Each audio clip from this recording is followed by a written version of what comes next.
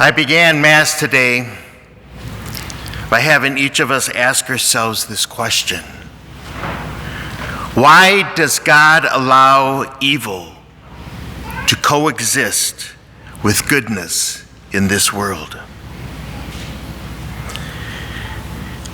I Googled that question, and I found out these 4 different meanings why God allows this to happen.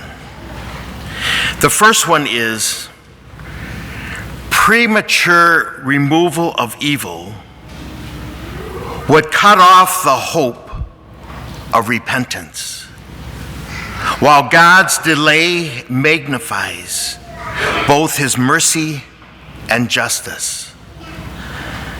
The second one is, just as uprooting weeds in a wheat field could damage the tender wheat, abrupt judgment could harm the spiritual growth of believers or disrupt the spread of the gospel.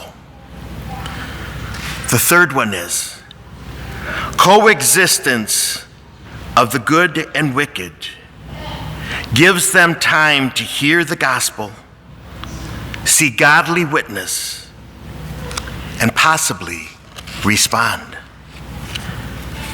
The fourth one is living among unbelievers refines faith, fosters discernment, and strengthens the believer's reliance on the Spirit. So in summary, God allows evil to coexist because he is patient, protective, and purposeful.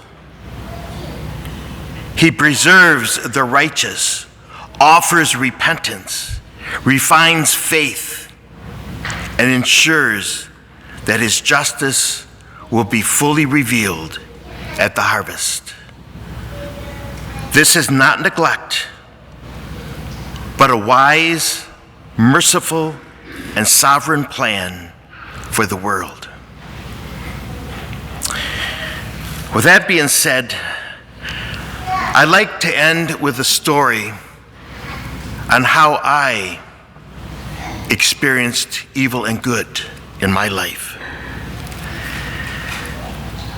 After I finished college seminary in St. Paul, Minnesota, Bishop Francis Ray was the bishop of the Saginaw Diocese at that time.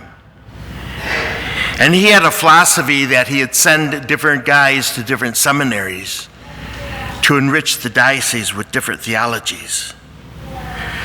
So he hadn't sent anybody to St. John Provincial Seminary in Plymouth, Michigan for a while, so he says, I'm going to send you there. The rector there was Father Ken Untner. So I went there for my first interview, and we get a letter back stating, no, we're not going to accept you. Bishop Ray was livid.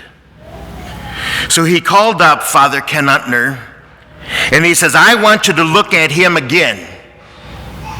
So I think he's a good candidate. So I had to go back down for another interview. The answer came back, no. Bishop Ray says, okay, there's other seminaries. So he sent me to St. Meinrad's in the southern end of Indiana. So I went there, and during my first year there, Bishop Ray retired as the Bishop of Saginaw, and Father Ken Untner was named our new bishop.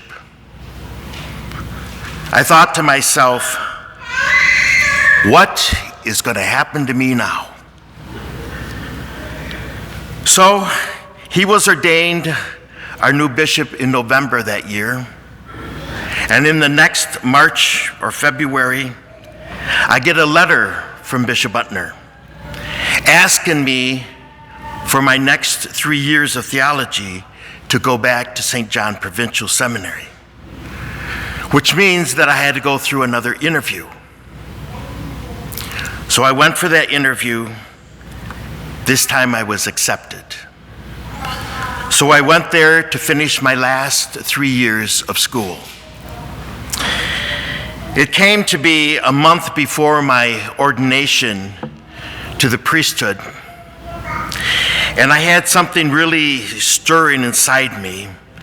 So I called Bishop Uttner's secretary and scheduled a meeting with him.